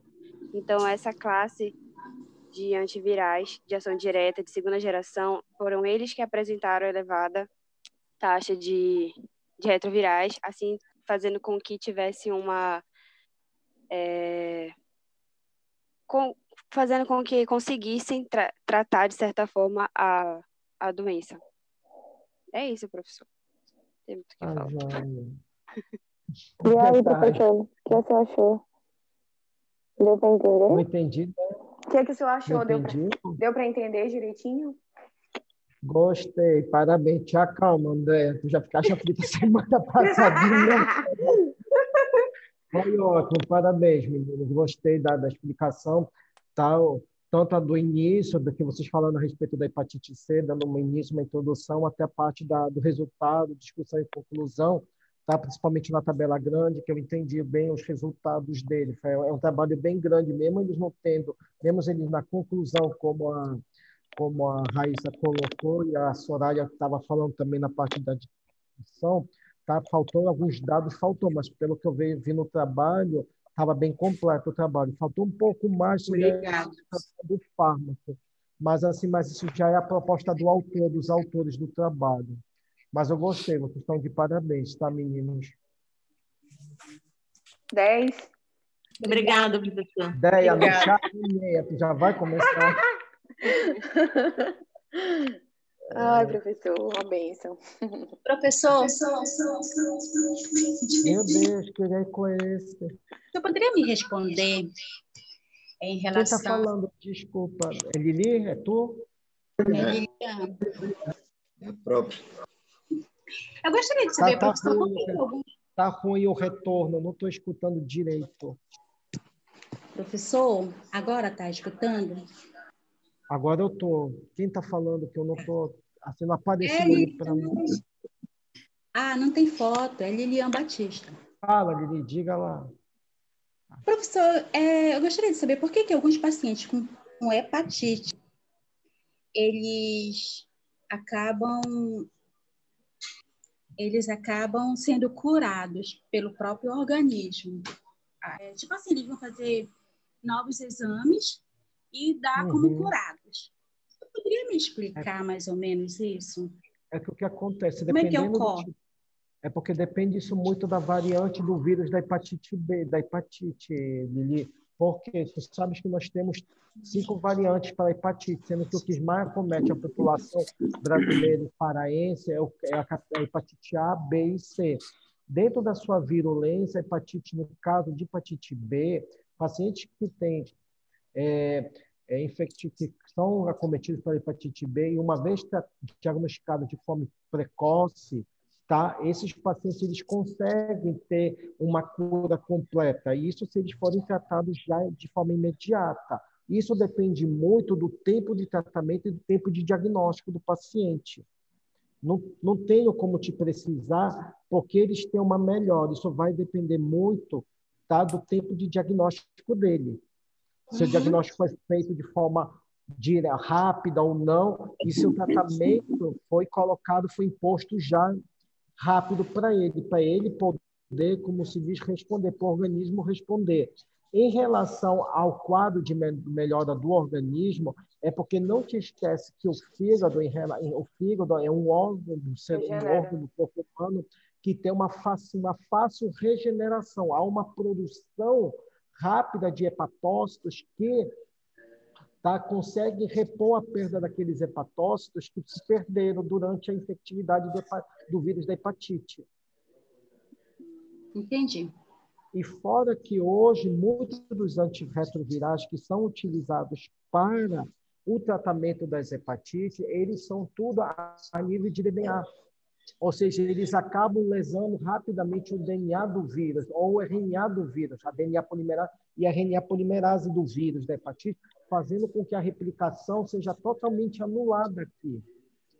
Lembra quando a gente falou de antivirais, da DNA polimerase e RNA polimerase, que são utilizadas com maior fim para o tratamento do HIV? Esse mesmo tipo de mecanismo de ação farmacológica também é visto para a hepatite, tanto para a hepatite B quanto para a hepatite C. Só que tem uma diferença no caso da hepatite C que vocês falaram no trabalho de vocês, que é o qual? Que dentro do tratamento se faz uso desses fármacos juntamente com qual? Com os interferons e com a riboflavina, que é um outro fármaco que é utilizado para sobre a DNA e a RNA polimerase, ou seja, o tratamento é mais seletivo, mais específico. Por isso, o paciente ele tem uma melhor recuperação e uma cura completa. Verdade. Respondi a tua pergunta, Lili? Sim, muito obrigada. De nada. Bem, vamos lá, Diego. Vocês já estão vendo o slide de vocês aí? Já, professor, vamos iniciar logo. Meu Deus, quem é a Carla que está desesperada? É tu, é? Bom dia, professor. É, Elaine. Ah, meu Deus. É igual a Andréia já. Tá, vamos lá. Quem é o primeiro, quem é o segundo, o terceiro, quem é por ordem? Vamos lá, meninada. Bom dia, professor. Bom dia, gente. Nós iremos abordar um pouco sobre o artigo que fala sobre a eficiência terapêutica das formulações lipídicas de anfotericina B. Os componentes do grupo sou eu, Diego da Silva Santana, a Carla Milene Monteiro, a Elaine Queiroz, o Jonathan Potiguara, a Esther e o Joanan Costa. Eu serei o primeiro a apresentar, logo em seguida será o Jonathan, logo em seguida será a Carla Milene, o Joanan, Esther e, por último, será a Elaine. Certo, professor? Certo, colocar a Elaine para a última, por isso que ela está agoniada. Tá bom, vamos lá, vamos falar. Que o Joanan e a Esther até o momento não apareceram. Tá, perfeito. Certo? Okay. Você pode fazer essa notificação. Certo. Pode passar, professor. Então, eu vou começar a introdução falando sobre a anfotericina B, né? A anfotericina B, ela é um antibiótico poliênico produzido naturalmente pelas bactérias Actinomycetus, do gênero Streptomyces,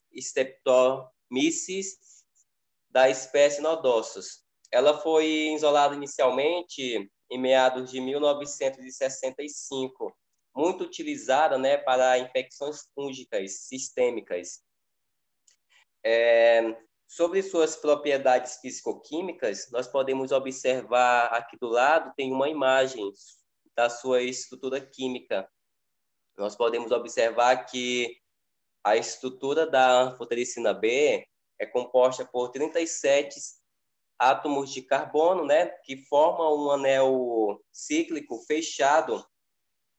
E podemos ver que tem uma cadeia que possui ligações duplas conjugadas e a outra cadeia oposta é uma cadeia formada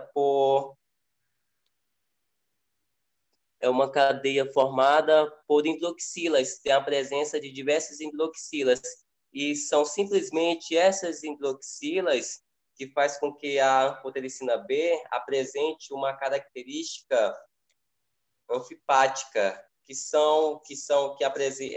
características anfipáticas são aquela estrutura que apresenta tanto características hidrofílicas como características hidrofóbicas. Mas na sua extremidade, a gente pode observar que tem uma lactona.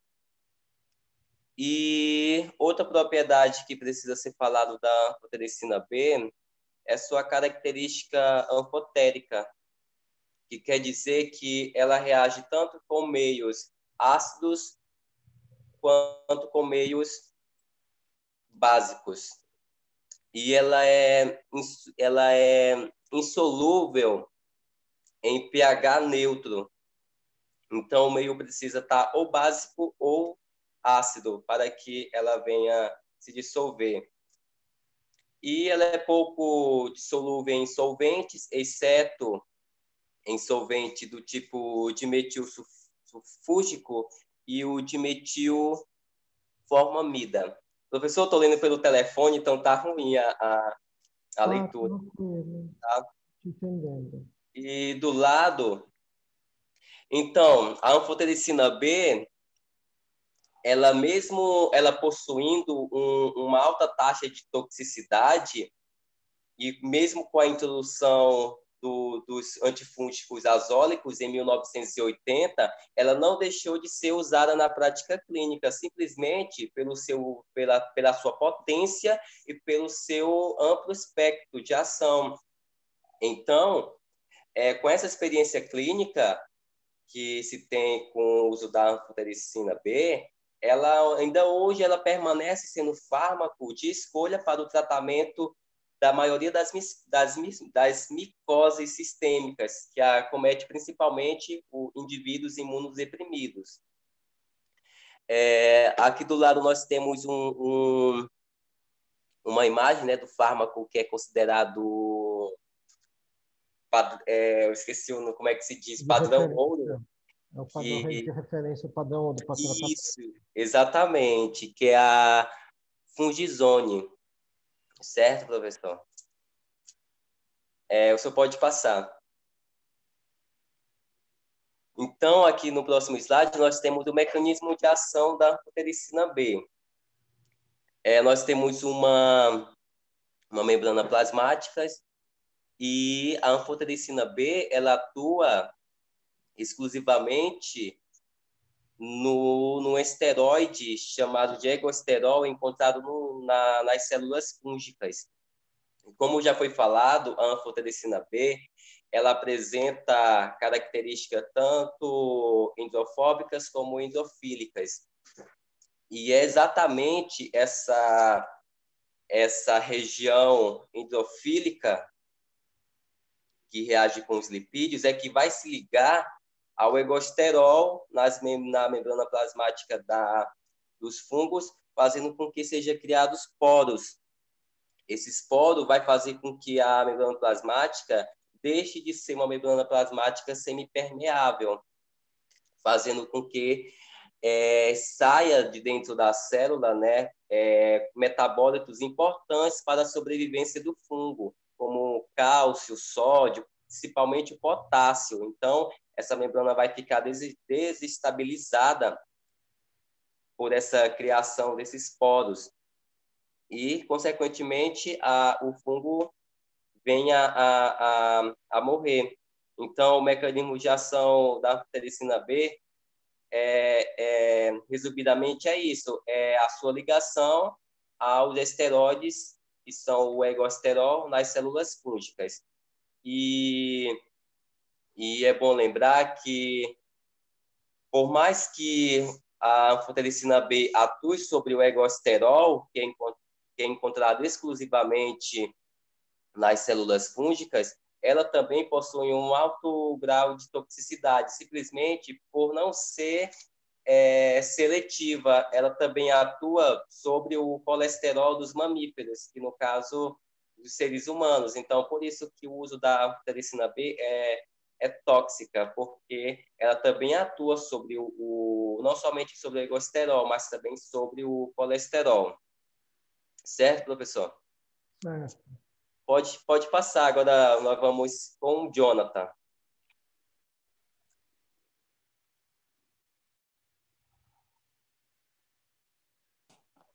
Bom dia. Bom dia. Pode falar, Jonathan. Eu vou falar um pouco sobre a toxicidade induzida pela terapia com anfotericina B. A terapia com a anfotericina B, ela induz a toxicidade, tendo algumas reações adversas agudas, como, por exemplo, a febre, calafrios, tremores, náusea, vômitos e dor de cabeça, que ocorrem frequentemente e principalmente estão relacionados à infusão. Foram observados também com menor frequência algumas alterações cardiovasculares, como, por exemplo, a hipotensão, e a hipertensão e a arritmia cardíaca.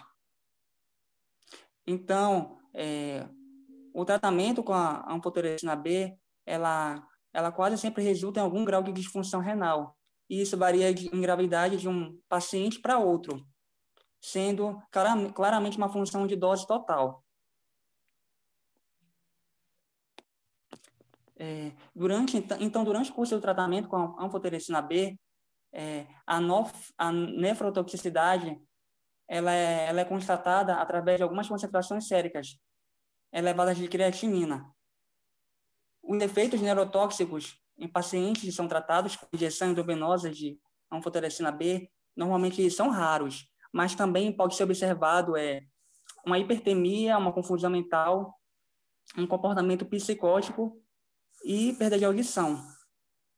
Já a cardiotoxicidade, ela é decorrente devido a uma indução de arritmia ventricular, secundária à hipocalemia, em pacientes com função renal diminuída, que normalmente são suscetíveis a uma alteração eletrolítica. A toxicidade de anfotericina B em crianças que apresentam câncer, normalmente são decorrentes de uma infecção fúngica sistêmica, onde o efeito adverso mais significativo ela se dá logo após a ausetemia. Pode passar, professor. Com relação ao espectro de ação,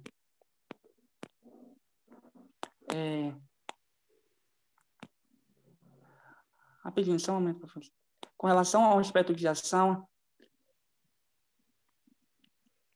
a atividade da anfotericina B ela é máxima na faixa de um pH de 6 a 7,5 e a ação ela pode ser fungistática ou fungicida.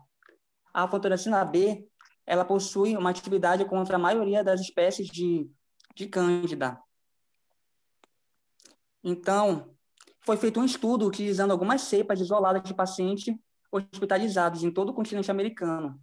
E a Cândida albicans ela foi a espécie mais suscetível, verificada por uma concentração mínima de 90% de inibição. A anfotericina B ela também apresentou atividade contra algumas cepas de Cândida lusitanium.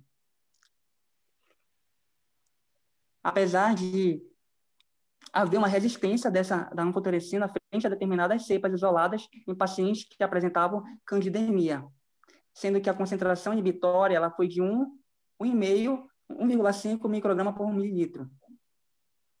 Em relação aos fungos filamentosos, a anfotericina B ela possui um amplo aspecto de ação, e inclui normalmente os aspergilos, fumigatos e aspergilos flavos. Pode passar, professor. Com relação referente ao mecanismo de resistência à anfotericina B, dentro do ponto de vista bioquímico, essa resistência aos antibióticos polielínicos ele poderia estar associado ao aumento de diminuição dos esteroides da membrana, especialmente o ergosterol e os seus precursores. Tem uma outra segunda possibilidade também que explica essa ocorrência, que seriam outras modificações fenotípicas, que têm alterações na síntese de proteínas e enzimas, como, por exemplo, a produção de uma enzima capaz de degradar o antifúngico. Então, assim, as cepas Cryptococcus neoformans que foram expostas a baixas concentrações de anfotericina B normalmente apresentaram modificações do metabolismo lipídico, sendo de substância importante a diminuição no conteúdo do ergosterol. Um outro estudo também foi feito utilizando promastigotas de leishmania e revelou uma mudança no metabolismo lipídico na membrana do parasita como mecanismo de resistência ao fármaco, aumentando, então, a sua fluidez e diminuindo a interação com a anfotericina B. Segue com o próximo, professor. Bom dia, professor. Eu sigo, sou a Carla. Então, eu vou falar das formulações lipídicas de anfotericina B, que elas surgiram devido à necessidade de tratamentos agressivos para as micoses sistêmicas, como havia referido o Diego. Então, essas micoses sistêmicas invasivas, elas eram resistentes ao tratamento, Então, devido à criação dessas formulações lipídicas que vão oferecer uma maior permeabilidade e vão distribuir melhor o fármaco e atingir os órgãos-alvos, ela foi desenvolvida, Essas formulações lipídicas foram desenvolvidas. Então, foi devido a essa necessidade, né, com dosagens necessariamente mais altas. E essas preparações são veículos, é onde o fármaco ele vai estar localizado, né, e vai ser direcionado ao alvo dentro dessas populações lipídicas, que podem ser coloidais, né, são de base lipossômica, são complexos lipídicos e dispersões coloidais, tá? Elas têm o objetivo de reduzir a toxicidade, né, que é um grande problema aí, no caso da administração da anfotericina B, no caso, com a criação dessas formulações lipídicas, ela vai ser reduzida, essa toxicidade. A utilização dos mecanismos farmacocinéticos, então, é bem desenvolvida para que chegue no alvo com a menor toxicidade possível, né? E a melhor distribuição. Próximo slide, por favor. Então, a eficiência e a toxicidade das formulações lipídicas. Elas vão diferir, né? Elas vão ser diferentes na estrutura, na forma, no tamanho, na composição lipídica e o conteúdo de anfotericina B. Então, dentro dessas formulações, eu tenho também uma quantidade diferente de anfotericina. Vai depender muito do caso que eu vou adotar, né? Dependendo da situação. Então, o artigo, ele retrata vários estudos mostrando, olha, em determinado caso, você vai usar uma base lipossômica, em determinada situação, você já vai usar uma anfotericina com formação de complexos lipídicos, ou em uma determinada situação, você vai usar dispersões coloidais. Então, ele mostra vários trabalhos, vários estudos, é extenso os trabalhos que ele mostra, e eu vou dar só um apanhado geral.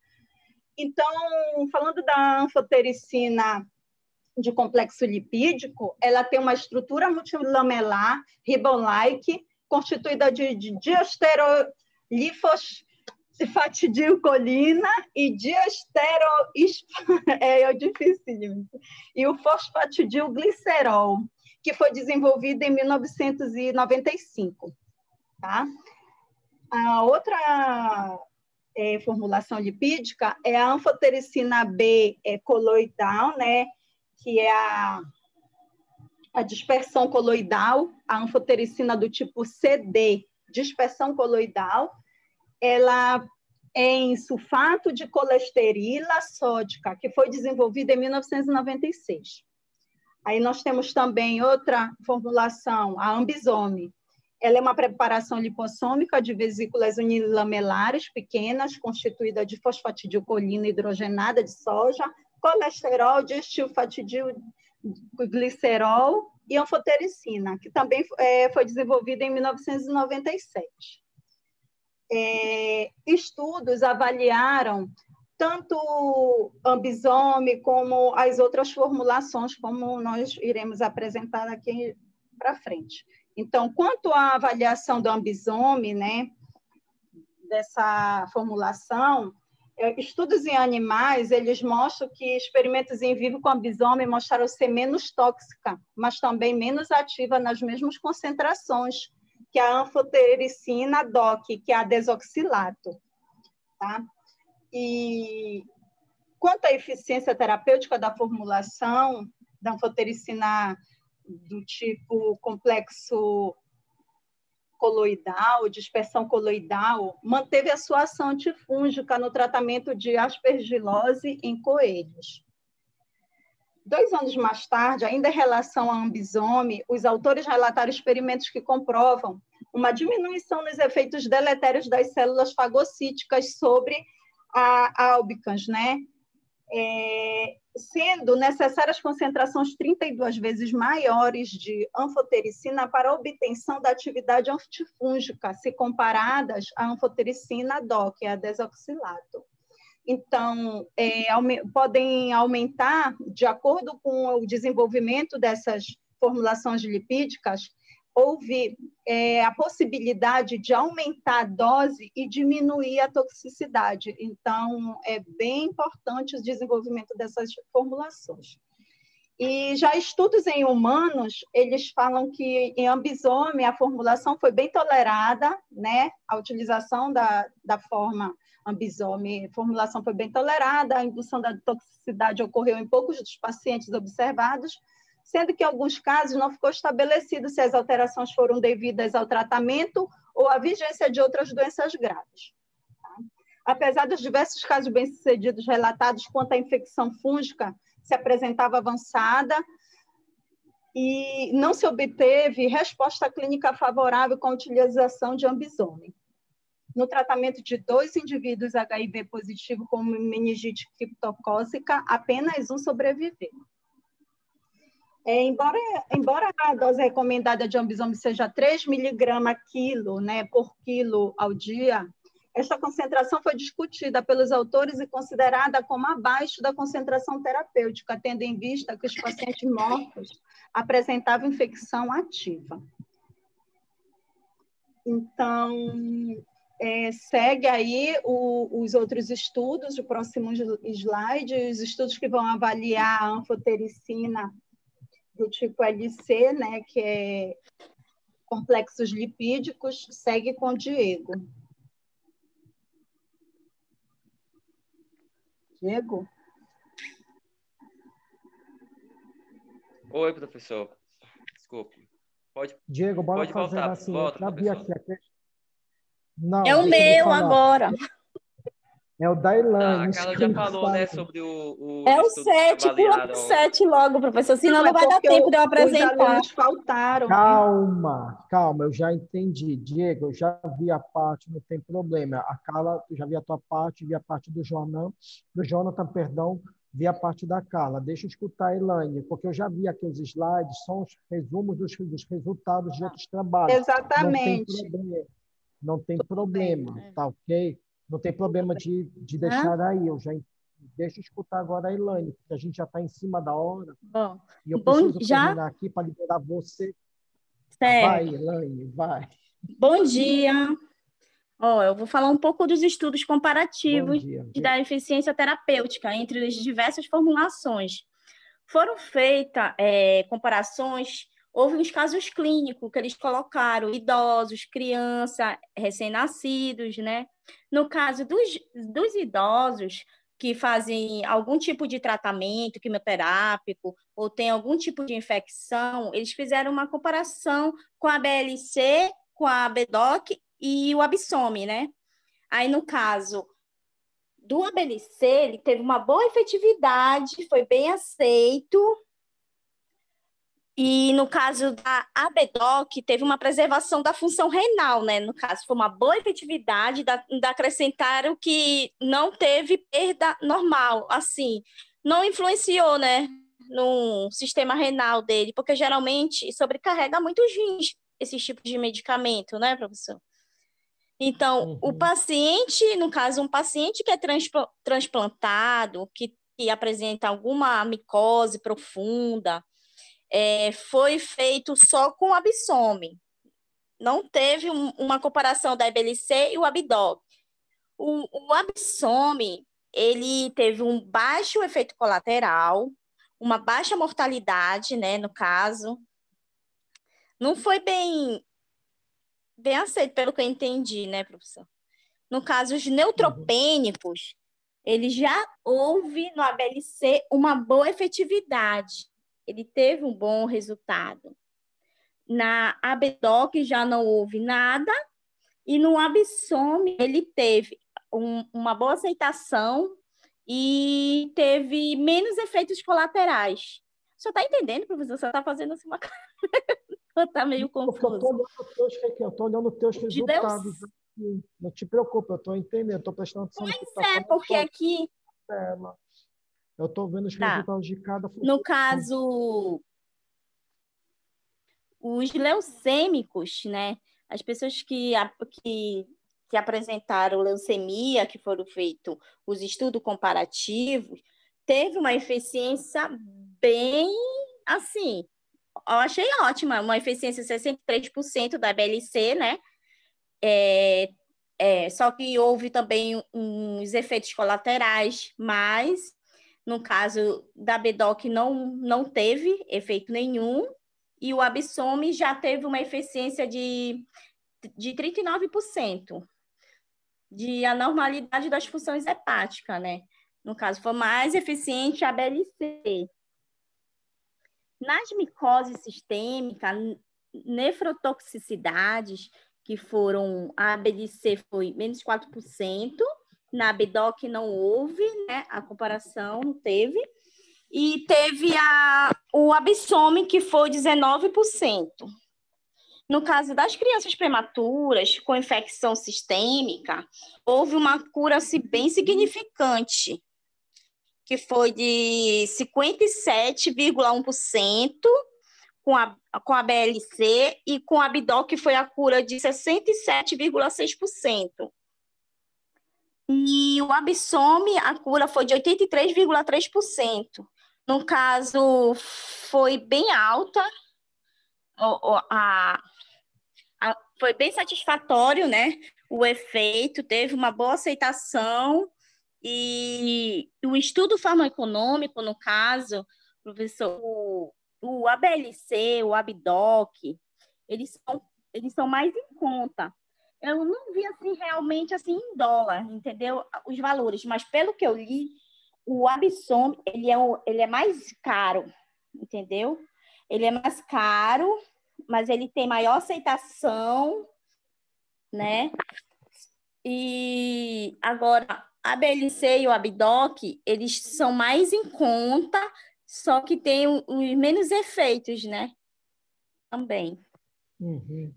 Os estudos que mostram, a maioria das pessoas que fizeram, que estão aqui no caso clínico, que utilizaram esses tipos, a BLC, o ABDOC, o Absome, tiveram os resultados bons, mas também tiveram os efeitos, né?